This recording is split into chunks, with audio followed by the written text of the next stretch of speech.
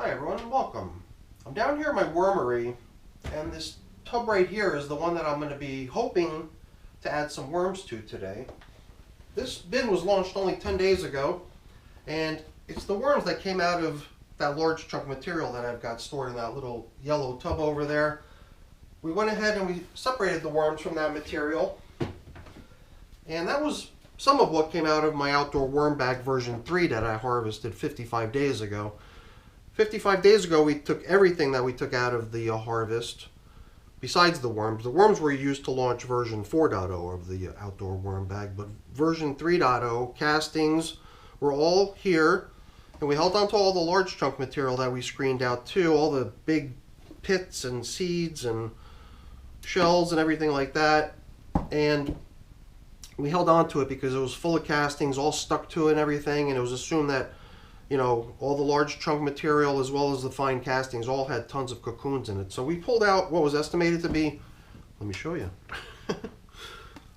Here it is, 397 worms. And that was just based on everyone's estimate when we, we rounded up the worms from there, we launched them into there. And now, 10 days later, it seems like this unfinished business, 55-day-old cocoon nursery, I think, has had enough time for the babies to all hatch, and now I'm going to try to round these guys up. I used a fairly small container in which to do the light separation of the worms from the material that they were inhabiting. Here I'm going to need something a little bit bigger. So I'm going to get a glove on, get everything situated here, and we're going to get to work. Now, as far as the little self-critique goes, that video I made of me separating the worms from the large chunk materials that were in that little yellow box that we saw earlier, I think I made a ridiculously long video out of something that didn't really need to be that long. I actually showed pretty much the entire process of me skimming through this material, taking all the, oh, by the way, this is just some stuff. I threw in some test stuff in here. I tried composting some nuts in one of my other containers. A little bit more of a formal test. Not a formal test, but, you know, more organized test, I guess. This was just leftover material. I just thought I'd throw it in here to see if it gets a reaction or whatever. That was only 4 days ago, so who knows? Who knows what to expect with nuts? I don't know. Never tried composting them before. So I think the first step here is going to be actually to start moving the stuff over into a container where I can do the light separation. And it seemed to me like the center is where it's going to be nice and moist, where the worms are going to be gravitating towards. Out here on the edges, I've only got a single bag going on here. Elsewhere I've got 2 bags going on together, and that holds the moisture in really good. Here I believe the moisture's been making its way out pretty good, allowing this outer perimeter to dry pretty good. So I thought I'd kind of go through a first pass of just excavating the outer circle, skimming that through, assuming that it's going to have a lot fewer worms in it than the middle, which is where I think the moisture's more prevalent, and maybe the worms are kind of huddling in the middle there. So I guess I'm going to get a tub for us to work in. Well, I've got one of my bus boxes here. I'll place it right next to the container, and then I guess we can, that's kind of the cool thing about these fabric containers. You can kind of contort them to suit your needs. So sometimes it does help to just fold these tall sides down, just to give yourself a little bit less material to have to lean over or hoist stuff over. In this case, it's hoisting stuff over that we're trying to minimize.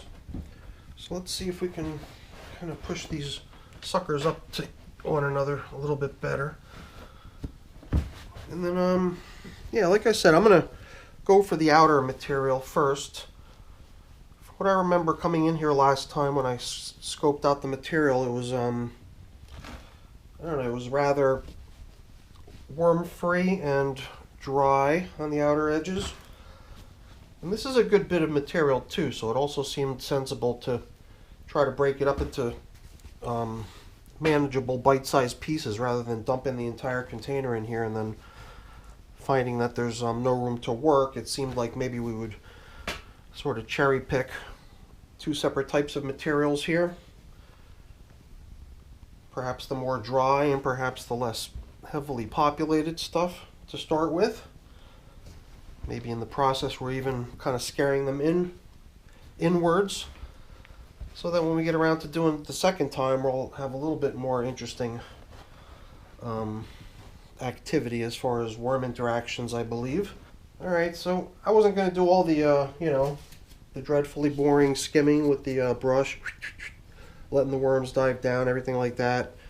I'm gonna save all that for off camera, and I'll, fire up the camera one more time when there's more interesting stuff to see. But you know where I'm headed with this. Let's see how far I'm able to take it before it, hopefully it gets interesting. Hopefully it gets interesting soon. Alright, now it's on to getting this thing into the center stage. Well, I'm nearing the end of the screening off of the material in this first wave, and every time I get to the point where I just see a worm, I stop and pick it up. And you can see there hasn't been many. And if this was like a regular heavily populated batch of material, you'd be driving worms down gradually in the process of doing this. Here, I'm not expecting a whole lot, but it would be interesting to see what it ends up being the end of this over here. But they're mainly very small worms, a couple larger ones snuck in there, I suppose, but mostly small little guys, and it's for that reason it's very hard to spot them until they start moving. So a lot of times you just got to kind of sit tight, and after a moment or two you'll start to see a little outline of their shape. I'm starting to skim this last portion of it now, and I'm not really even trying to take anything off the top. I'm almost deliberately allowing the brush to poke right through the material to the bottom, hit the plastic on the bottom here, and maybe drum up some worms. I thought I saw a couple in that last little swipe. That's when I'll stop brushing. And usually now is a good time just to sit tight, just for a moment or two, and they'll reveal their positions. Well, for this last little bit that's sort of stuck to the bottom all the way in the corner, and the last little amount of material that just didn't get swiped, we're just going to go through it a little bit by hand here. You can already see some wormies revealing their position.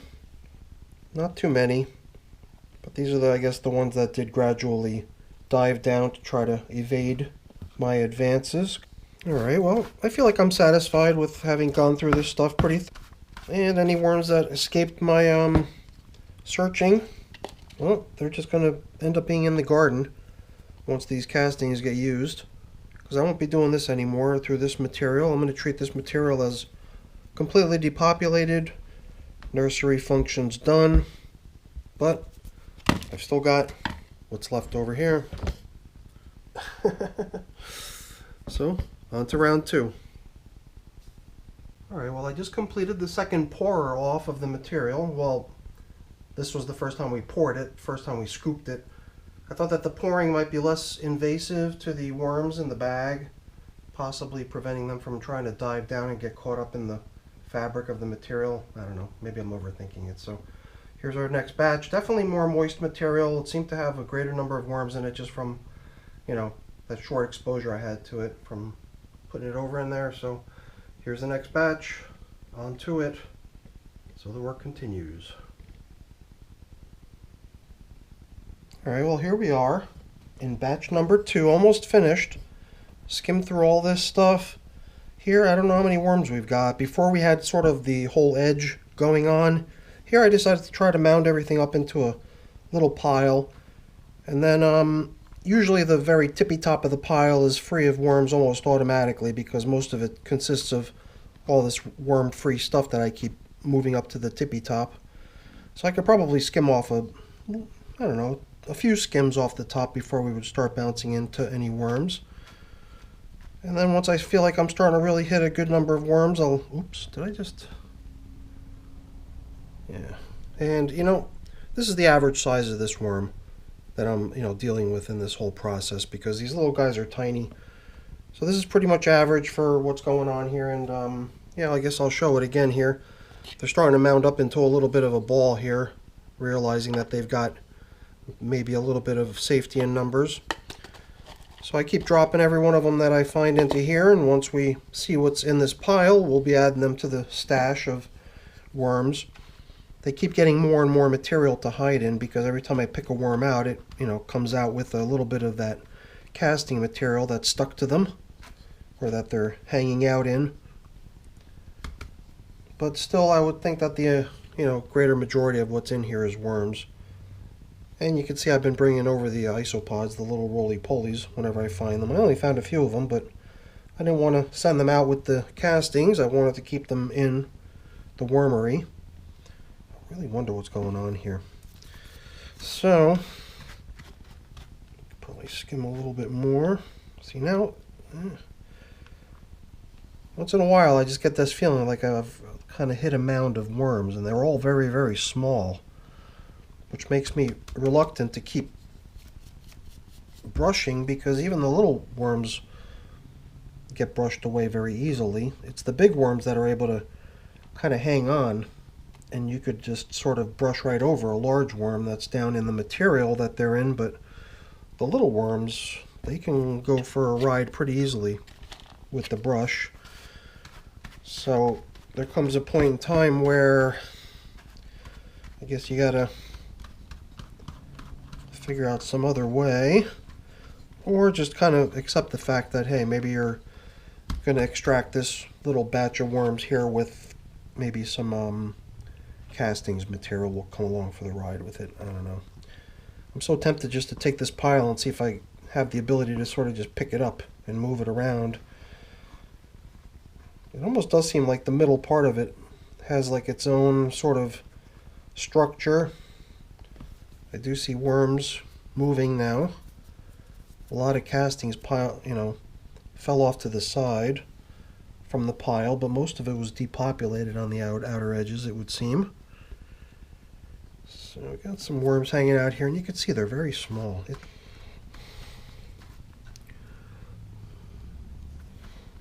Itsy bitsy little worms.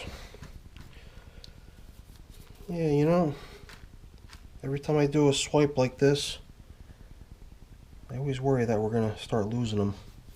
It does seem like we've taken a good bit of castings away from them. Maybe we could just turn this pile upside down and see how many we got. Oh, but I want to grab these little guys before they get out of my sights. It did seem like we swiped a couple over on that last one. So, what do we do? Just a couple little gentle swipes just until we see some worms. So let's see a little movement. Let's just grab it and see what we got. I'm losing patience and seeing what's happening here. Here too, the castings are sort of flaking through my fingers. That's kind of good. And I'm left with a little bundle of worms that are sort of hanging on to one another. I'll add them to the collection, castings and all. Here's a couple larger size wormies. At this point, I wonder if it's easiest just to pick them out one at a time. We did seem to get a good number of them with that sort of hand screening approach. This material is super duper fine. If I had some sort of a really fine screen, I probably could have just screened the material through and held onto the worms that way. But my most fine screen's actually pretty big, you know. And that's why even this stuff that you see here is all classifies as you know, my finest castings, because that's the finest material that I have for my screen, and that's usually pretty good. I'm not really looking for some sort of perfection, but I do sometimes, you know, daydream when I'm looking at this material, thinking, you know, how cool would it be if I could really run some of this stuff through and see what it looks like when I've got a pile of only the most fine itsy bitsy particle matter that fits through the finest little screen. I'll grab the last few that are still hanging out here, and then we can move on to batch number 3. So let's get the bucket up here and get the working tray emptied out and get batch number 3 going. Woohoo! Okay, in comes batch number 3, and I'm not sure. I think it should fit. I'm just going to take a chance and assume it's going to go in nicely. Just turn the whole thing right upside down. Seems like the stuff is pretty flaky and dry for the most part, making it come right out of the bag 1, 2, 3. So yeah, it's not bad, right? Looks like the bag came pretty much clean. Alright, so the fun begins again. And like I did before, I'm just going to pile the whole thing up over on this side over here, and then I'll gradually just start skimming it over.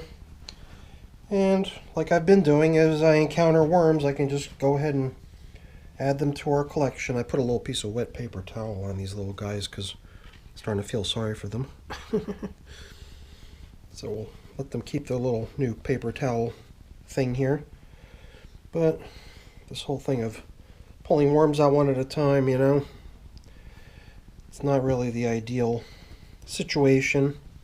It's fun, you know, it's fun for a little while. But if you wanted to try to scale something like this up, you would definitely have to figure out ways of getting the worms to, you know, move from here to there without so much hands-on interaction.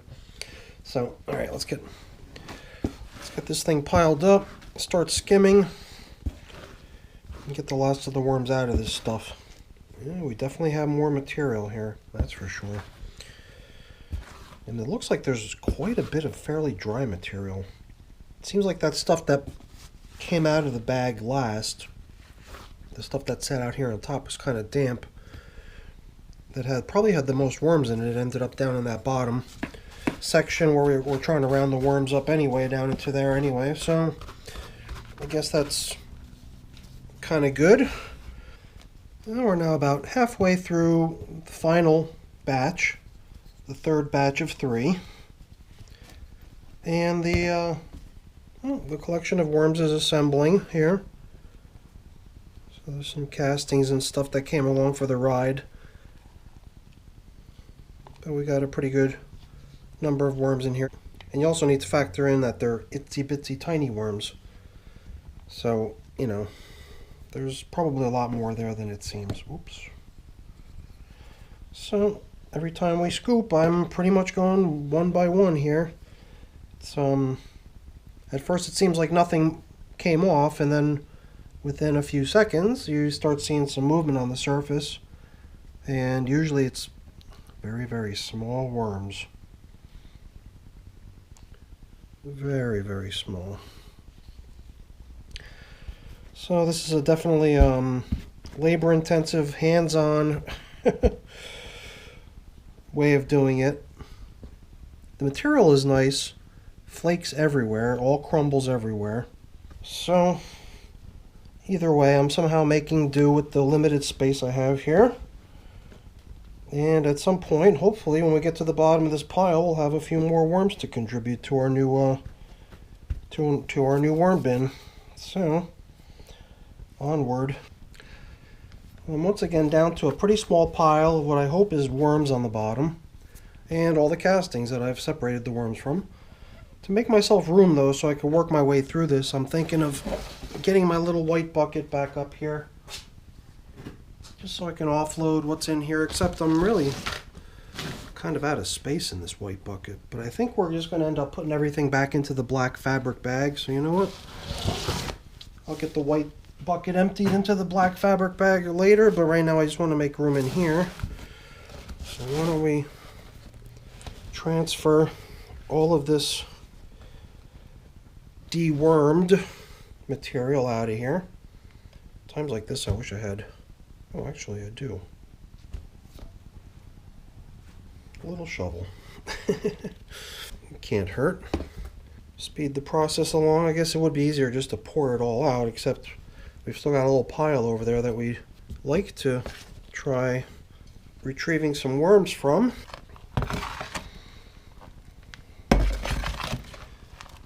We've gotten almost all of it out of here, and we don't even really need that much room. We just need a little bit of room to work off this little pile here, but it will be easier now that we can bring it out to the middle, I think. Let's see what it looks like. Here again, I'm assuming it's full of little tiny worms, worms that are just so much easier to kind of drive into a little bit of a pile, and then just scoop them up. So I still see worms on the surface. I disrupted this pile quite badly, so I think we do need to leave time for them to submerge down into it before we skim. So in the meantime, I could just complete the emptying of this other material here. Get everything all tidy. Alright, now I'm thinking of doing what I did earlier, which is just sort of grab for the middle and hope that the majority of the worms have gravitated into something of a ball. Maybe I could even push some of this stuff off to the side really quick until I start seeing a concentration of worms. Oh, I see it already. And then I can maybe move some of the stuff from the edges off to the side. Here again, I think we're down to almost worms only.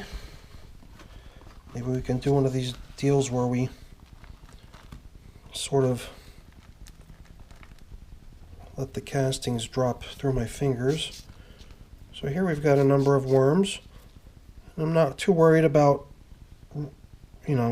getting rid of the castings from around them. I'm just going to put them into our collection. I think right there we were able to get a pretty good number of them.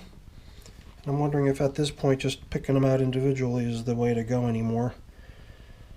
To keep trying to drive them into a pile, it's a little bit tedious.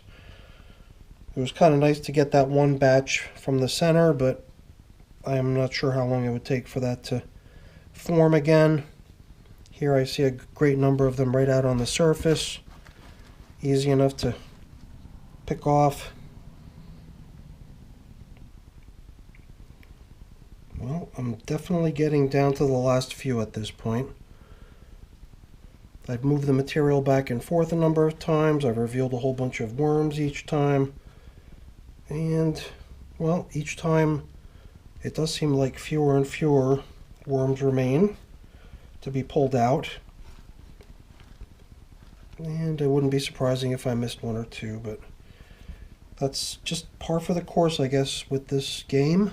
It's very difficult to hit 100% on anything in worm farming. So I'm going to keep picking around here, maybe another minute or two, but I think we're almost finished. Okay, here we are. We're now here at the system where we have the baby worms that came out of the container that had the large chunk materials in it. The one where we estimated it to have nearly 400 baby worms, and now we're going to be adding more worms. But before we do that, we're going to give this bin its first feeding on day 10. Well, no, I'm sorry. Not its first feeding, its second feeding. The first feeding actually came on day 1. And I think, I don't know, I might be getting it confused with another bin, but the way I remember it was that we actually did launch the worms into here and feed the system at the same time. And I think we just gave it worm chow, but I could be getting it confused at this time, so who knows. We're just going to take a quick probe through the system. If I'm not mistaken, the way we would have fed would have been kind of all over the place, so there wouldn't really be a concentration of worms anywhere, but I'm already, spotting worms all over the place. There's 2, 3 right here. They blend in quite nicely. I saw a couple more right down here. The material's all nice and damp. I see more worms hanging out down here. These little guys are pretty nice in size. I'm sure there was a good number of very small worms launched off into here too, besides adult worms. Somehow the nursery haul out here today seemed to consist of more smaller worms, I believe, but I'm not sure. I could be mistaken. Just looking around a little bit more worms right down at the bottom, enjoying the bottom where there's nice moisture. A lot of castings starting to pile up too already, considering it's only 10 days old. So it is kind of nice to see worms all over the place, enjoying the space. I've kind of aerated the material throughout, and we've had a chance to scope out worms in all sections of the bin. I mean, now I'm looking through the middle. I don't remember if we really fed in the middle. I don't think we did, so there really shouldn't be any particular concentration of worms down the middle. But there are quite a few. Even though they blend in a little bit with this bedding, it's easy to see them. There's a whole bunch of them in here, right? So let's see. We've got food. I bought some stuff down for them. It's right here. It's a bunch of leaves and coffee. I've got spare bedding. I've got grit. And you know what else I'd like to do? I'd like to take this top covering. I'd like to take this piece of top covering cardboard too and recycle it. Since I'm not covering up over in the cocoon nursery anymore, we can just put this stuff in here, kind of tear it up as extra bedding. I mean, we don't even have to go too crazy with this stuff now. I think we've got a good bit of bedding in here already within the system. My bedding is usually pretty small pieces. Maybe for a change of pace, we can leave a few larger pieces like this floating around in this system. So maybe the worms will use them as little hiding spots, crawl into all those little holes in between the layers of corrugated. Alright, so I'm just going to enhance the system with just a little bit more bedding. And, you know, maybe we'll use it to cover up all these unsightly pieces of cardboard on the top. I think it's a good habit to include bedding with every feeding if possible. Unless you're kind of at the finishing stages of the system and you're really going to be driving it towards harvest. And, you know, I think we will do sort of a center biased feeding, or center weighted, or centered. We'll put the feeding down into here, but here again, since the stuff is frozen, I feel bad placing some of this frozen stuff on top of a little wormy, so I think we'll put in just a little bit more of my bedding onto which we can place that food that we got for them. Oh, you know what else I'd like to get in here?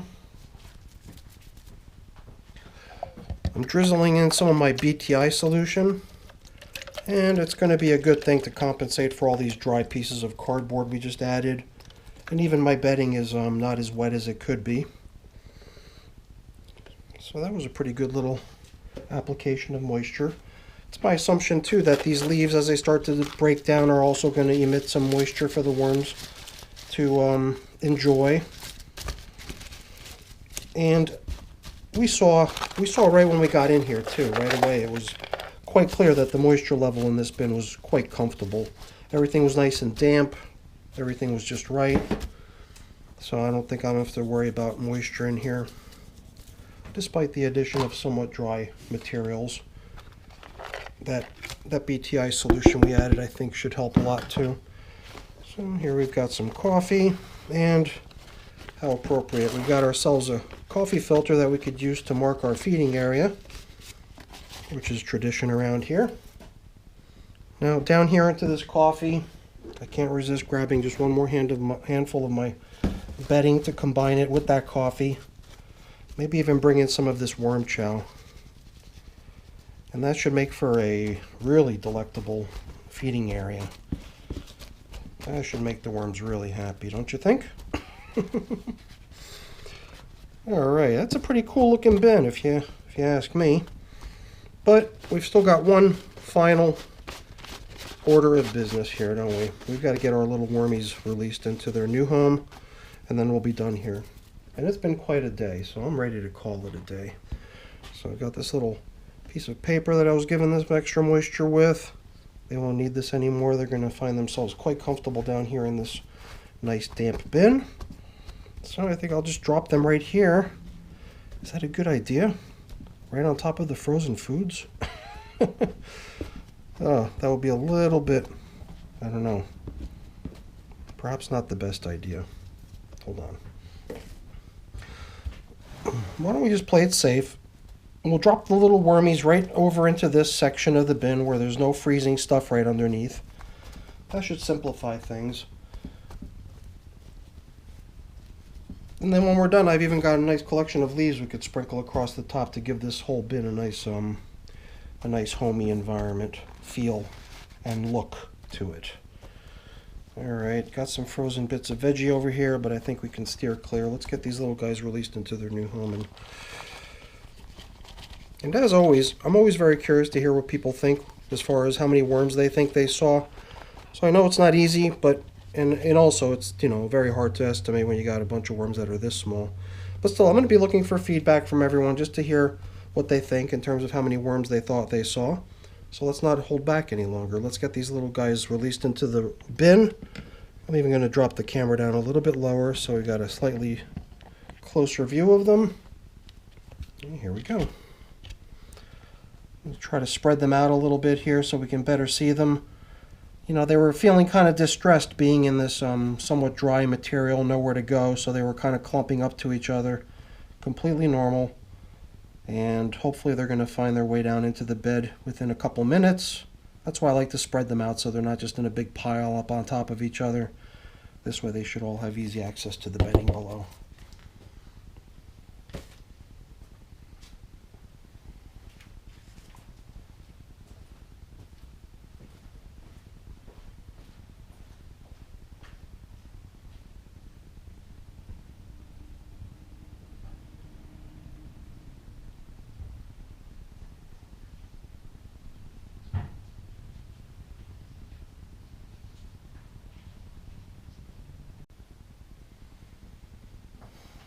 It looks to me like all these worms have gone down. Just seemed to me like this one little guy made his way over right on top of the cold food. Then when he realized what was going on, that he was right above a bunch of cold food, he decided he didn't want to go down there. Or maybe he does want to go down there. Alright, whatever. Let's leave him be, because we're done here. Alrighty, I'm just going to give this system a little bit more bedding. I mean, we're being super generous on the bedding today, and you know what? That'll just tap out my current supply of leaves, which is cool. This system should do nicely with these leaves. And, trying to formulate a number in my head. How many worms do I think we had there on that next addition of worms to the system? We started with 397 estimated worms in the system. How many do we have now? Well, don't try to give me an added number. Just tell me how many worms you think we added today. I love to hear everyone's best estimate. It'll be very interesting to hear. So, following tradition, we're going to go ahead and get things covered up here. We've got the feeding zone indicator, which is the coffee filter, right over where we last fed. Help us find our way back to see how the worms are doing with the last feeding they got. And this piece of paper's doing pretty good. I do see worm castings developing out on top, so that means the worms are coming up, you know, exploring the bin, hanging out right beneath the plastic, coming up for the moisture that collects and recirculates there. So that's pretty cool. I always like it when I can see that the worms are comfortable and just going everywhere within the bin, and that seems to be the case here. So that was interesting, and we're finally through with getting the last of the residual loose ends of the outdoor worm bag version 3.0 completed. So nice to give all those little wormies, including the worms that came out of the cocoons, out of the nursery, a new home here. So I look forward to hearing everyone's feedback on the number of worms we just added to the system, and I'm looking forward to coming up with a calculated sum total of our population of this bin. So next time we come in here, I don't know, with that feeding this many worms, we could probably wait another 10 or so days again, but we'll see. We'll play it by ear. So I've got a couple things that I need to take care of, putting things away and getting things cleaned up. But I'm not going to waste your time with that. That's boring. Before I go, though, let me just really quickly say thank you. Thank you so much for watching. Hopefully you enjoyed the video. If you did, as always, please don't forget to leave me a quick thumbs up before you go. And if you haven't done so already, please also consider subscribing to the channel. All right, everyone, have a great day. Thanks for watching. Bye now.